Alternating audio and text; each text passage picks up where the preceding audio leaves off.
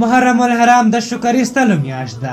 ګرانو لیدونکو السلام علیکم. د محرم الحرام میاشت د ماتم او غم میاشت نه ده بلکې د شکر ایستلو میاشت ده.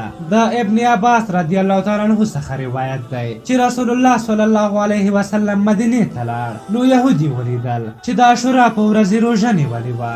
نو رسول الله صلی الله علیه وسلم د هغوی څخه وپوښتل چې تاسې ولې په دې ورځ روژه نیولې ده؟ نو هغوی په ځواب کې وویلې چې دا هغه ورځ ده چې الله تعالی موسی علیه السلام او د هغه قوم ته په دې ورځ نجات ورکړی و او فرعون او د هغه قوم یې غرق کړی و او په همدې ورځ موسی علیه السلام روژه نیولې وه چې د الله جل جلاله له شانه څخه شکرګزاري وکړي او د همدې له امله موږ هم روژه یو. نو بیا رسول الله صلی الله علیه وسلم ورته وفرمایل چې موږ له تاسې څخه په موسی باندې ډېر حق لرو او له تاسې څخه موسی ته ډېر نږدې یو. نو له همدې امله رسول الله صلی الله علیه وسلم په دې ورځ روژه ونیوله او نورو ته یې هم امر وکړ چې په دې ورځ باندې روژه ونیسئ.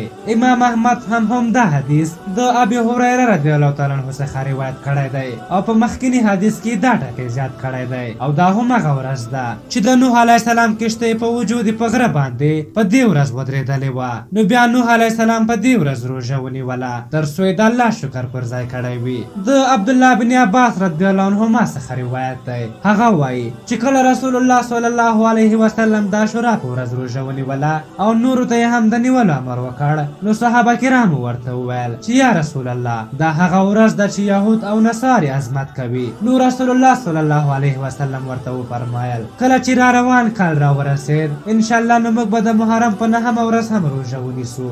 ابن عباس رضی الله عنه فرمایي چې بل کال تر هغه وخته را ونه رسېده چې رسول الله صلی الله علیه وسلم وفات شو. ابو ذر رضی الله تعالی عنه روایت کوي چې ما د رسول الله صلی الله علیه وسلم څخه وپوښتل چې کوم وخت د شپې غوره دی او کومه میاشت غوره میاشت ده؟ نو ویې فرمایل غوره د شپې څخه د شپې نیمایي برخه ده او غوره د میاشتو څخه شهر الله د الله میاشت ده هغه چې تاسې محرم بولئ. همدارنګه د دې میاشتې په فضیلت کې د ابي قتاده رضی الله تعالی عنه څخه روایت دی چې یو سړي د رسول الله صلی الله علیه وسلم څخه د عاشورا د ورځې د روژې په هکله پوښتنه وکړه. نو رسول الله صلی الله علیه وسلم ورته وفرمایل چې زه په الله تعالی باندې حساب کوم چې د دې روژې په برکت د تیر یو کال ټول ګناهونه بخښنه وکړي. نو د دې پورتني حدیثونو څخه معلومیږي چې عاشورا یا د محرم میاشت عظمت د کربلا پورې هیڅ تړاو نه لري او کربلا غمجنه واقعه په دې ورځو کې فقط یو حادثه وه نه دا چې دغه ورځ د کربلا د غم نه ډکې واقعې په خاطر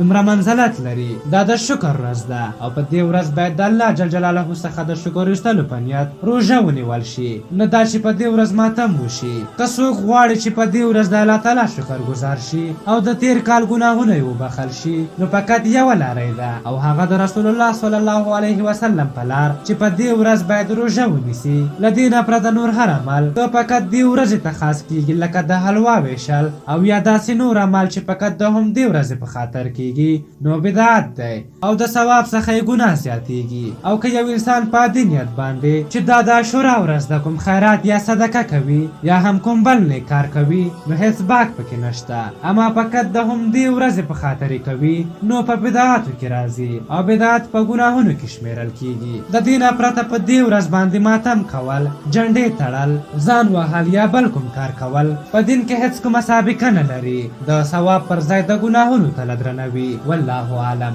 دا و د محرم الحرام د میاشتې په هکله زموږ ویډیو په دې هیله چې زموږ ویډیو مو خوښه شوې وي د ثواب په نیت له خپلو ملګرو سره هم شریکه کړئ. تر بلې ویډیو مو په لوی او بخښونکي خدای سپارم. د الله په امان.